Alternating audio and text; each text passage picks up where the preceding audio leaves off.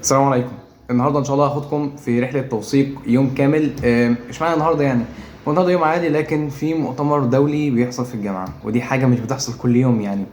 فحبيت اوثقها معاكم من اول الاوتفيت لحد نهايه اليوم ان شاء الله. نبدا بالاوتفيت وهي اصعب حاجه بالنسبه لي. ان شاء الله هنلبس البليزر ده. محتار بقى البس معاه ايه. هل القميص الاسود ولا القميص الابيض؟ تمام، لسه هشوف، لكن هاخد الابيض لسبب، وهو سبب فيزيائي، ان الشمس بس بتمتص الاسود والدنيا حر، فلو بالليل هلبس ده، لو بالنهار هلبس ده. تمام، اسود ده بس. واخيرا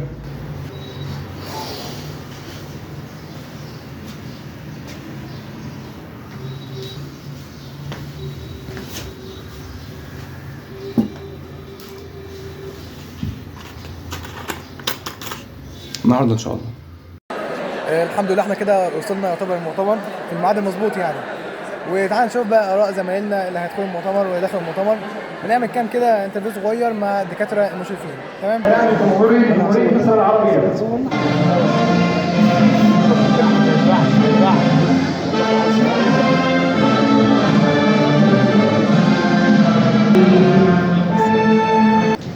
أقم الصلاة لدلوك الشمس إلى غسق الليل وقرآن الفجر إن قرآن الفجر كان مشهودا.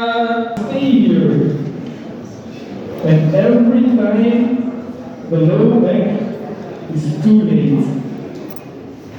And so we create a chronic situation where every time the back was too late to react.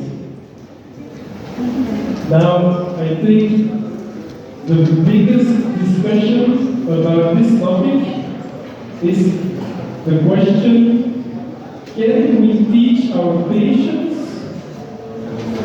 this feed-forward mechanism? Can we?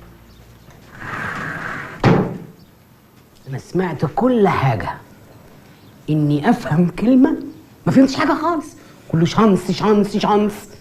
بس يعني هنا انت ماشيين قبل ما نبدا المؤتمر بحاجه بسيطه.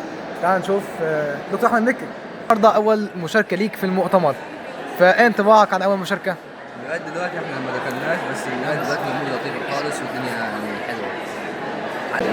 يا دكتور يوسف، اهم منظمين المؤتمر النهارده، اداس نبذه سريعه عن اليوم. نبذه، اديله نبذه سريعه. ادخل دي نبذه سريعه، خد نبذه سريعه. المؤتمر مؤتمر دولي طبعا بحضور جامعه بلجيكا يا ابني كمل لا عادي، هو هيشيل ده كله في المونتاج. بحضور جامعه بلجيكا وجامعه اسطنبول.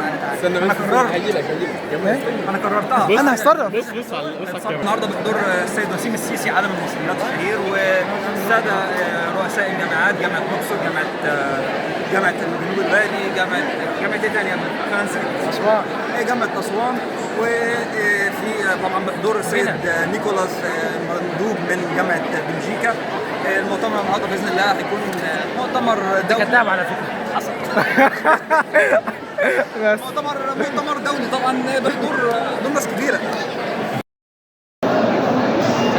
بس احنا بنشوف الناس اللي واقفه من اعضاء المؤتمر. دكتور مريم، عطلناك عن القراءه بس. مش مشكله. النهارده بس اول مشاركه ليكي في المؤتمر، ايه رايك في انطباع؟ يعني احكي لنا يومك بسرعه كده. هي الموضوع كان لطيف يعني.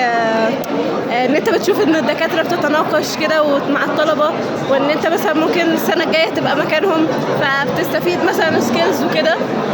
وتعرف مثلا ايه الحاجات اللي هم الدكاتره بتعلق عليها. يعني مثلا في كان ناس وقفوهم الدكاتره علشان يعني هم حسوا ان هم بيتكلموا انجليش كتير وكده، وان هم ممكن يعبروا اكتر بالعربي. فانا مثلا برضو كنت فاكره زيهم ان هو لو احنا اتكلمنا بالعربي كده احنا هنتماينص، فلا طلع عادي. مثلا ان احنا المفروض نضيف صور اكتر، يعني عشان نبقى انه الشخص ده عارف يتخيل الوضع عامل ازاي، مش كله كلام نص كده بس. تاني حاجه مثلا من العيوب، التنظيم بصراحه ما كانش احلى حاجه. يعني احنا كل شويه كنا بنطلع من قاعه ونروح لقاعه علشان احنا مش عارفين المؤتمر هيكون فين، خصوصا انه في كذا مؤتمر في نفس اليوم وفي نفس المبنى. بالظبط. ومفيش حد عارف انهي مؤتمر هيكون فين. يعني مثلا المؤتمر الدولي هنا ولا المؤتمر الدولي فوق ولا المؤتمر الطلابي هو اللي هنا كده. تاني حاجه هم كانوا قايلين لنا على بريك يعني، كنت انا كنت مستحمله كل الوقت ده علشان الاكل. عندكم زفر؟ في زفر. بس لقيت المقبلات. فين المنين يا جماعه؟ فين الوجبه الرئيسيه؟ يلا هتتعود ان شاء الله. ان شاء الله تعود السنه الجايه. ليا وجبه على الجامعه يعني. ليكي وجبه. اوكي تمام اتفقنا. شكرا. طبعا مؤتمر، فدي حاجه مشرفه جدا جدا جدا بالنسبه للكليه. بصراحه مؤتمر على الاجواء اللي انا شايفها بالمبنى الجديد، يعني حاجه انا شايف ان ميرت صراحه فيه تقدم جدا جدا جدا.